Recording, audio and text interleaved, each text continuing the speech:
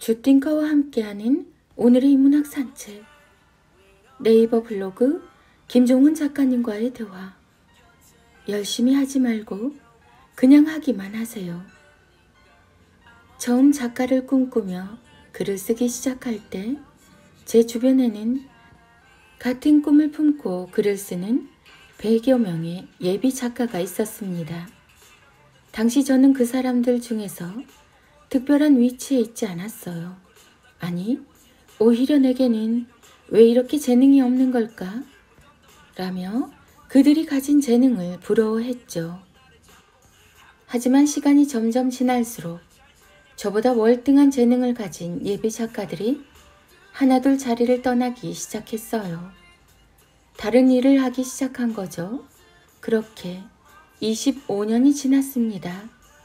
저는 이제 75권의 책을 쓴 작가가 되었지만 당시 함께 글을 쓰던 예비 작가 중 남아있는 사람은 저를 포함해서 딱 3명이죠.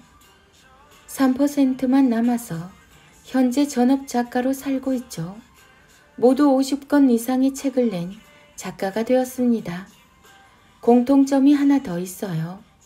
모두 처음에는 큰 재능이 없다는 평가를 들어야만 했죠. 하지만 공교롭게도 그 3명만 남아서 전업 작가가 된 것입니다. 당신이 무언가를 정말 하고 싶다면 재능이 있는지 없는지 확인할 필요가 없습니다. 그냥 계속하세요. 굳이 남들보다 잘할 필요도 없습니다. 그냥 계속하다가 보면 그 남들은 알아서 사라지고 당신만 혼자 남을 테니까요. 야, 이건 미래가 없다. 다른 일을 해보자. 중간에 이런 조언을 하는 사람도 많을 겁니다. 네, 다 좋은 말이죠. 하지만 그냥 스쳐보내세요. 당신에게 조언을 하며 다른 일을 선택하는 그들은 얼마 지나지 않아 또 선택을 바꿀 가능성이 높습니다. 도서관에 가도 직장에 가도 학원에 가도 결국 해내는 사람은 잘하는 사람이거나 재능이 뛰어난 사람이 아니라 그저 끝까지 남아있는 사람입니다. 사람들은 당신의 생각만큼 치열하게 열심히 하지 않아요. 한다고 해도 매우 일시적이라 끝을 만나지 못하죠. 좋아하는 일을 하면서 돈도 벌고 싶다 라고 생각만 하지 마세요. 그런 삶이 가능할까? 라고 의심만 하지 마세요. 굳이 잘하길 바라지는 않을 테니 그저 시작만 하세요. 그리고 끝까지 그 자리를 지키세요. 그럼 당신은 원하는 것 이상을 갖게 될 겁니다. 카카오 스토리 김종훈 작가님의 생각 공부. 어른의 언어는 9가지가 다르다. 1. 애매한 말은 거짓말의 시작이다. 거짓을 전하고 싶지 않다면 그는 둘 중 하나를 선택해야만 했다. 하나는 하려는 말이 애매하다면 애초에 입을 열지 말아야 한다는 것이고, 나머지 하나는 애매한 내용이 분명해질 때까지 충분한 검증을 끝낸 후에 말해야 한다는 것이다. 그럼에도 불구하고 입을 연다는 것은 나는 이제 거짓말을 시작하겠다라는 외침과도 같다. 2. 작은 것을 지키기 위해 내뱉은 말로 결국 모든 것을 잃게 되는 경우가 많다. 사과를 해야 할 때 제대로 하지 않고 변명으로 포장한다면 그는 조만간 더 큰 피해와 고통을 겪게 될 것이다. 그러나 많은 사람이 일시적인 만족을 위해 영원한 고통을 선택한다. 쉽게 예를 들자면 집을 잃는 것보다 대문을 잃는 편이 낫고 노트북을 잃는 것보다 충전기를 잃는 편이 낫다. 대문과 충전기는 얼마든지 다시 구하면 되기 때문이다. 그러나 추억과 자료가 담긴 집과 노트북은 돈으로도 살 수 없다. 다시 구할 수 있는 것을 애써 지키느라 정작 소중한 것을 잃는 악순환에서 벗어나자. 3. 주변에 좋은 사람이 없다고 불평하는 사람의 특징 중 하나는 그들이 예쁜 말과 좋은 언어를 사용하지 않는다는 것에 있다. 우리는 이 사실을 기억할 필요가 있다. 노래를 부르려고 하는 자에게는 언제나 아름다운 무대가 준비되어 있다. 그저 아무 곳에서나 입을 열면 그 공간이 그만을 위해 준비된 무대가 되기 때문이다. 마찬가지로 당신의 입과 내면의 아름다운 언어가 준비되어 있다면 그걸 펼칠 좋은 무대는 언제든 만날 수 있다. 가장 좋은 말은 언제나 그 가치를 아는 가장 좋은 사람을 부르기 때문이다. 4. 모든 사람이 언제나 같은 인생을 사는 것은 아니다. 잘 나가는 사람이 있으면 반대로 뭘 해도 안 풀리는 사람도 있다. 만약 잘 나가는 지인이 당신을 부르면 가서 그를 힘껏 축하해주고 반대로 잘 나가지 않는 지인은 부르지 않아도 자주 찾아가 그의 이야기를 들어주며 기댈 어깨 노릇을 할 필요가 있다. 그가 기쁠 때는 힘을 다해 축하하는 마음을 전하고 그가 힘들 때는 자주 찾아가 힘든 이야기를 마치 내 이야기처럼 듣고 든든한 어깨가 되어주는 것이 어떤 언어보다 그에게 가장 큰 힘이 되어주기 때문이다. 5. 당신의 언어는 무엇을 바라보고 있나? 젊은이는 희망에 살고 노인은 추억에 산다. 세상에는 희망의 언어를 담아 상대에게 전하는 사람도 있지만 늘 과거에 빠져서 앞으로 나가지 못하는 사람도 있다. 당신의 언어가 여전히 희망을 품고 있다면 몸은 늙었어도 젊은이의 일상을 사는 것이고 추억만 헤아리고 있다면 몸은 젊어도 영혼은 노인이 되어 죽어가고 있는 것이다. 희망의 언어를 가슴에 품어라. 젊음의 꽃이 피어날 것이다. 6. 보통 애정이 있는 사람들은 서로 칭찬할 때 모두가 알 수 있는 자리에서 자랑스러운 마음을 나누며 공개적으로 한다. 그러나 반대로 실수를 언급하며 조언할 때는 상대를 배려해서 그 사실을 아무도 모르게 한다. 만약 누군가 당신을 공개적인 자리에서 지적하고 있다면 그의 말을 들을 필요가 없다. 그는 당신에게 어떤 애정도 갖고 있지 않기 때문이다. 애정이 없는 자의 입술에서 당신을 위한 언어가 나올 가능성은 없다. 7. 덥기만 하면 바로 잠이 쏟아지는 세상에서 가장 포근한 이불은 뭘까? 바로 삶에 존재한다. 행복을 나눈 하루처럼 포근한 이불은 없으니까. 아침에 일어나 당신 입에서 나온 처음 언어가 듣는 사람에게 행복을 줬다면 당신은 오늘도 행복이라는 가장 포근한 이불을 만들기 시작한 거다. 아무리 돈이 많고 하는 일이 잘 돼도 하루 종일 말로 사람들을 괴롭힌 자는 밤에 잠이 오지 않지만 말로 행복을 나눈 사람은 돈과 권력에 상관없이 웃으며 잠들 수 있다. 솜털처럼 포근한 언어를 통해 삶이 곧 따스한 이불인 일상을 보내자. 8. 아무리 좋은 마음을 갖고 있는 사람도 감정이 격해지면 자꾸만 상대에게 상처를 주는 냉혹한 언어를 쏟아내게 된다. 그러나 화살은 심장을 관통하고 냉혹한 말은 영혼을 관통한다는 사실을 상기할 필요가 있다. 냉혹한 말은 아예 한 사람의 존재를 부정하고 사라지게 하는 최악의 무기다. 타인의 영혼 위에 고통을 쌓고 그걸로 통쾌한 감정을 느끼려는 모든 시도는 서로에게 아픔만 줄 뿐이다. 좋은 감정을 유지하자 통쾌한 복수를 하려는 욕망에서 벗어나면 냉혹해지려는 마음을 제어할 수 있다. 9.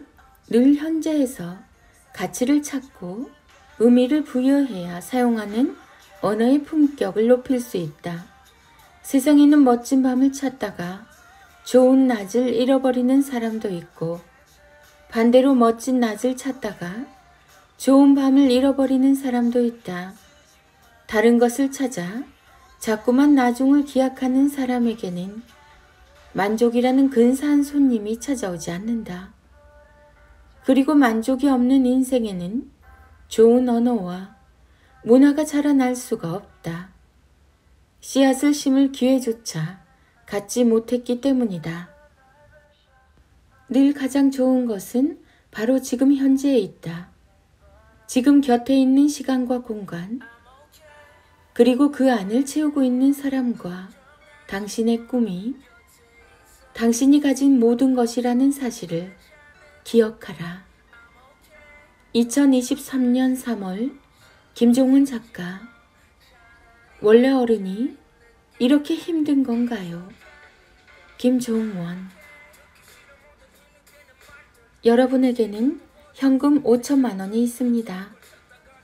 신이 당신에게 준 선물입니다. 그 돈으로 뭘 하실 생각인가요? 조건은 이렇습니다. 쓰지 않으면 일주일 후에 사라집니다. 자기 자신을 위해서만 써야 합니다.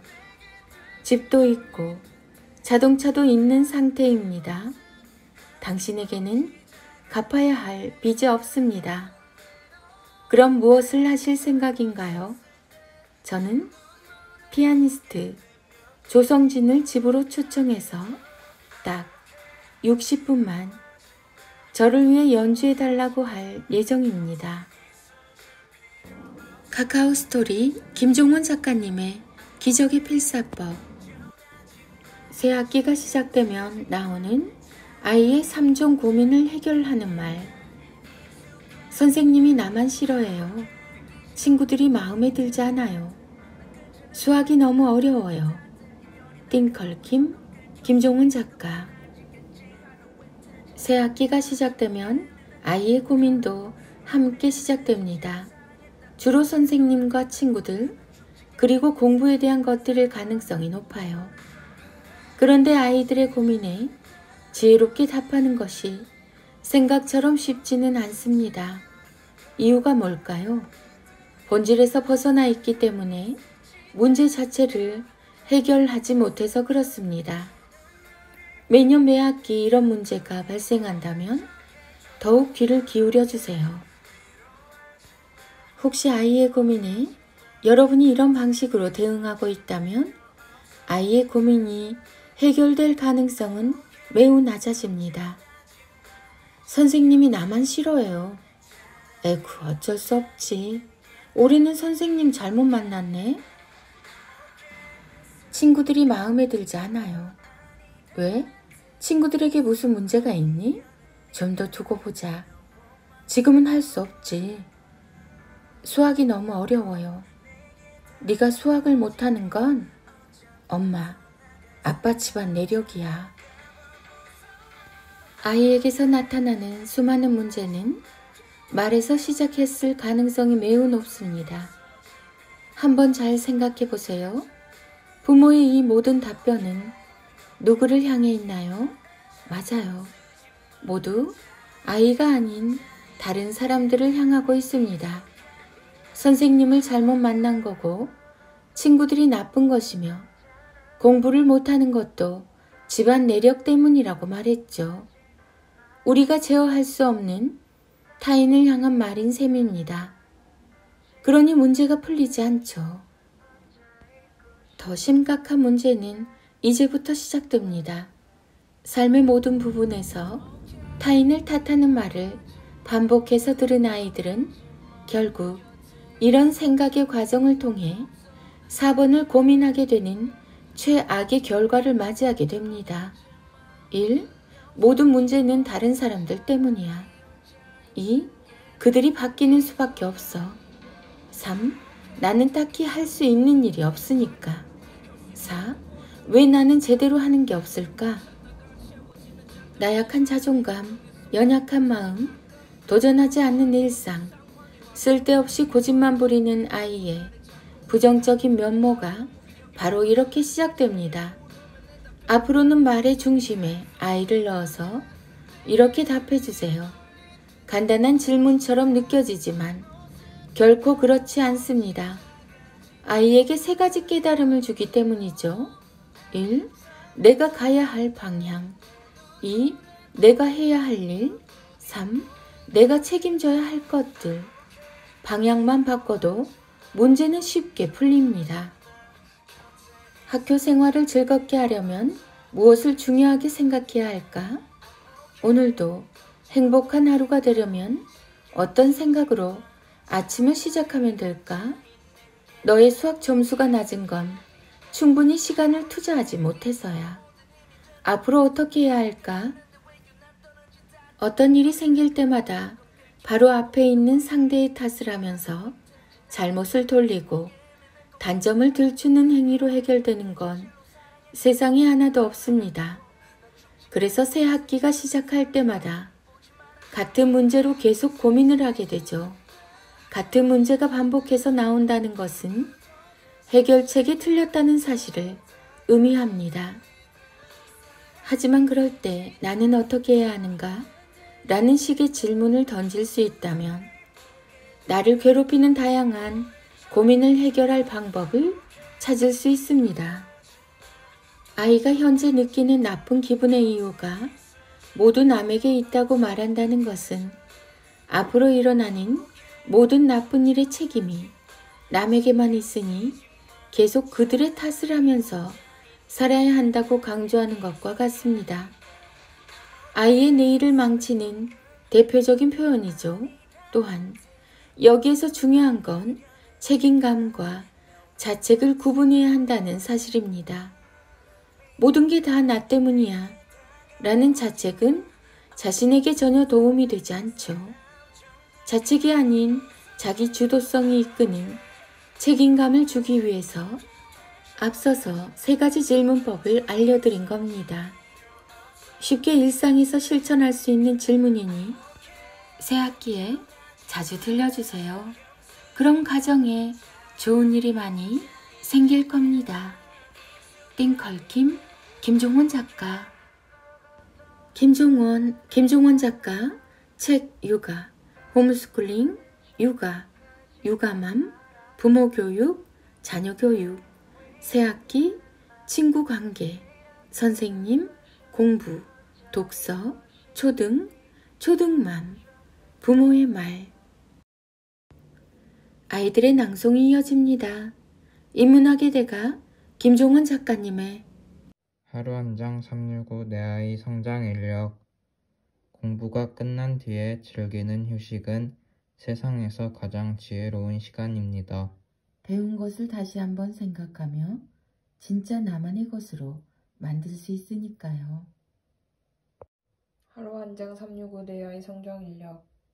공부가 끝난 뒤에 즐기는 휴식은 세상에서 가장 지혜로운 시간입니다. 배운 것을 다시 한번 생각하며 진짜 나만의 것으로 만들 수 있으니까요.